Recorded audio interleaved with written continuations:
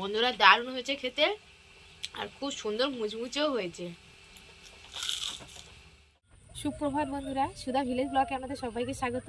আবার একটা নতুন ব্লগ নিয়ে চলে এলাম। আপনারা আমার সঙ্গে থাকুন আর শুরু থেকে শেষ পর্যন্ত ব্লগটা দেখতে থাকুন। আশা করি আজকের ব্লগটা ভালো লাগবে। আমি সকালের সমস্ত বাসি কাজ করে নিয়েছি আর আমাদের বাগানে তো কুমড়ো গাছ আগের ব্লগে দেখিয়েছি আর এখন প্রচুর ফুল ফুটছে। তা আজকের ভাবছি কুমড়ো ফুলের চপ বানাবো। তা চলুন তাহলে কুমড়ো ফুলগুলো তুলে নিই।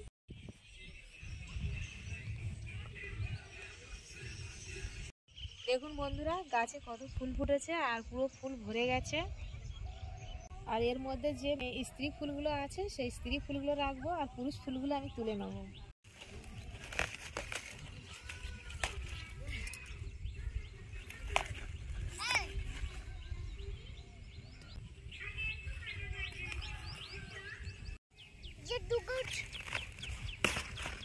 আর প্রচুর এখন ফুল ফুটছে। আর এই দেখুন এই ভিতরে কিন্তু কুমড়ো পড়েছে সব। এই যে ভিতরে সব কুমড়ো পড়েছে। এই জন্য আস্তে আস্তে করে এই ফুলগুলো তুলে নিয়েছি। আর দেখুন আগের যে ফুলগুলো তুলেছি তার থেকে এই ফুলগুলো কত বড় বড়। এই একটা,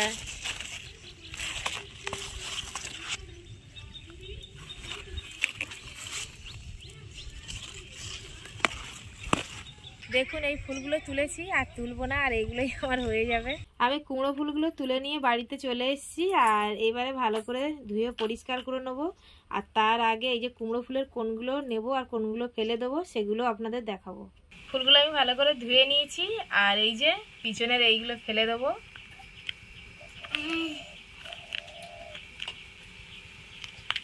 আর এই ভিতরে যে এই শক্ত মতো এই অংশটাও ফেলে দেবো।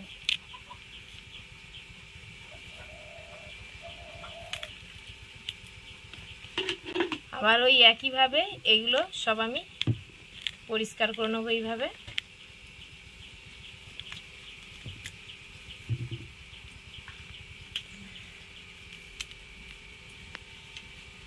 ফুলগুলো আমি ভালো করে ছাড়িয়ে নিয়েছি। এবার আমি বেসনটা গুলিয়ে নেব। তার জন্য এই একটা আমি থালার মধ্যে বেসনগুলো ঢেলে নিচ্ছি। আর এর সঙ্গে দেবো একটু চালের গুঁড়ো। আর চালের গুঁড়োটা দিলে চপটা কিন্তু মুচমুচে হবে। আর পরিমাণ মতো লবণ দিয়ে দিচ্ছি আর একটু কালো জিরে দিয়ে দিচ্ছি, একটু হলুদ গুঁড়ো দিয়ে দিলাম। এবার আমি জল দিয়ে ভালো করে মাখিয়ে নেবো বেসনটা। তার আগে আমি একটু ভালো করে সব কিছু মিশিয়ে নিচ্ছি।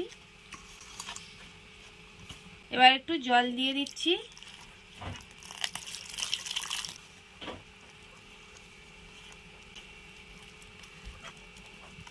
দেখুন আমি এইভাবে বেসনটা ফাটিয়ে নিয়েছি।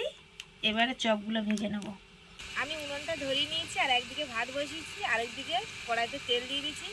এবারে কুমড়ো ফুলগুলো চপ আকারে ভেজে নেব।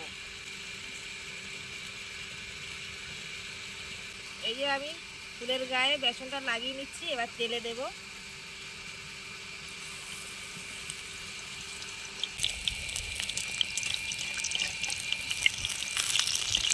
আর আমি একটা একটা করেই ভাজবো।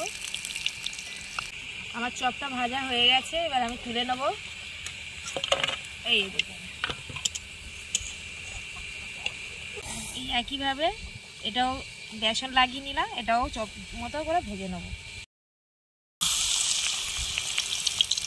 দেখুন এটাও আমার ভাজা হয়ে গেছে, এটাও তুলে নিচ্ছি। এই একইভাবে আমি সবগুলো এইভাবে ভেজে নেব। দেখুন আমার কুমড়ো ফুলের চপগুলো বানানো হয়ে গেছে আর এবারে খেয়ে দেখবো কেমন হয়েছে। আমি একটু সস দিয়ে খাবো, তাই বাটিতে একটু সস নিয়ে নিয়েছি। আর এটা যেমন সস দিয়েও খেতে ভালো লাগে, এটা ডাল ভাতের সাথেও ভালো লাগে, এমনি মুড়ির সঙ্গেও খুব ভালো লাগে খেতে। তা আমি সস দিয়ে খেয়ে দেখছি কেমন লাগে।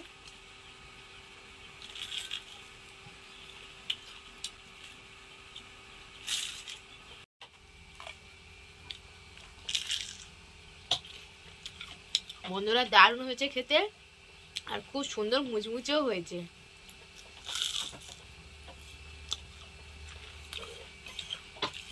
দুপুরে খাওয়া দাওয়ার পর দেখলাম সরকার থেকে কয়েকজন লোক এসছে বাড়িতে।